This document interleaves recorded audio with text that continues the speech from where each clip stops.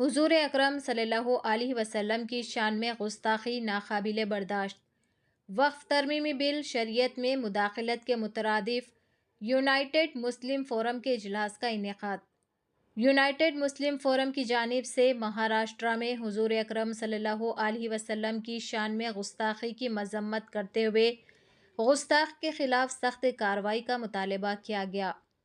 Forum نے وقف ترمیمی بل 2024 کو مسترد کرتے ہوئے حکومت کے اس اقدام کے خلاف مہم چلانے کا فیصلہ کیا ہے اور ملک میں موب لنچنگ کے واقعات پر حکومتوں کی مجرمانہ خاموشی کی مذمت کی، جس کے نتیجے میں اشرار کے حوصلے بلند ہو رہے ہیں۔ ان واقعات کو روکنے سخت قانونی کارروائی کا مطالبہ کیا گیا۔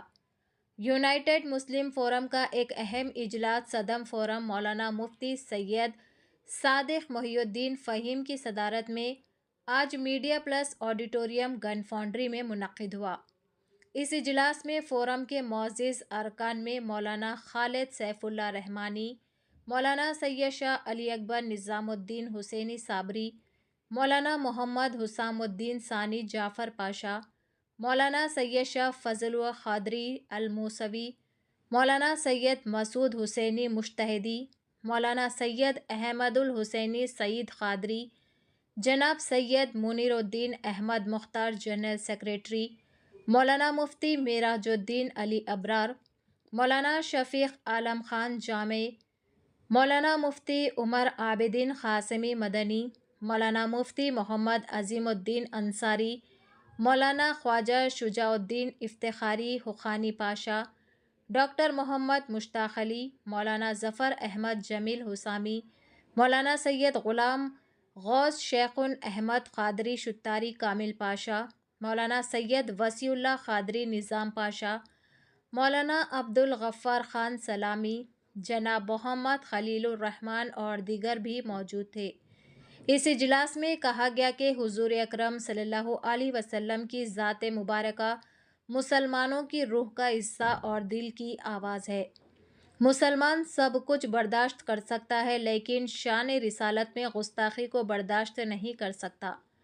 مہاراشٹرا میں اس واقعے پر ریاستی حکومت گستاخ کے خلاف کارروائی کے بجائے اسے تحفظ فراہم کر رہی ہے۔ اس سلسلے میں گستاخ کا خلاف مقدمات کے اندراج کرنے کا مشورہ دیا گیا۔ اس طرح سے مسلمانوں کے جذبات کو مشتعل کرنے اور انہیں بھڑکانے کی کوشش کی جا رہی ہے۔ یہ ایک حساس مسئلہ ہے۔ اس پر رد عمل کے ذریعے اس پر اظہار خیال کرنے اور قانونی کارروائی کرنے کا مشورہ دیا گیا۔ اجلاس میں کہا گیا کہ وقف ترمیمی بل 2024 وقف کی بہبود کے لیے بلکہ اس کی تباہی کے لیے لایا گیا ہے۔ بورڈ کی تشکیل کو ختم کرنے کی سازش کی گئی ہے۔ اس میں ارکان کے انتخاب کے بجائے ان کی نامزدگی کو شامل کیا گیا ہے۔ سروے کمشنر کے اختیارات کو ختم کر کے ضلع کلکٹر کو اختیارات دیے جا رہے ہیں۔ مجوزہ وقف بل سے وقف ختم ہو کر رہ جائے گا۔ اس ضمن میں صدر کل ہند مسلم پرسنل لاء بورڈ کی جانب سے وقف ترمیمی بل کے خلاف اقدامات کا تفصیلی طور پر تبصرہ کرتے ہوئے ملی تنظیموں، درگاہوں، خانقاہوں کی جانب سے مشترکہ پارلیمانی کمیٹی کو نمائندگی کرنے کا مشورہ دیا گیا۔ ہر خانقاہ اور ہر درگاہ سے آواز کو بلند کرنے اور نمائندگی کا مشورہ دیا گیا ہے۔ اس ضمن میں دہلی اور ممبئی میں اجلاس کے ساتھ حیدرآباد میں بھی ایک اجلاس منعقد کرنے پر زور دیا گیا۔ فورم کی جانب سے اس ضمن میں بیداری لانے کے لیے حیدرآباد کے علاوہ ریاست کے دیگر مقامات پر بھی اجلاس منعقد کرتے ہوئے بیداری لانے کا فیصلہ کیا گیا۔ فورم کا یہ احساس تھا کہ ملک میں مسلمانوں کے تشخص کو ختم کرنے کے بعد اب ان کی جائیدادوں کو مٹانے کی بھی سازش کی جا رہی ہے۔ اس بل کے ذریعے شریعت میں مداخلت کی بھی کوشش کی جا رہی ہے۔ اس بل سے دستبرداری اختیار کرنے کے لیے این ڈی اے کے اتحادی جماعتوں کے قائدین سے ملاقات کا بھی فیصلہ کیا گیا ہے اور انڈیا الائنس کی جماعتوں کی جانب سے اس بل کی مخالفت پر ان کا شکریہ ادا کیا گیا۔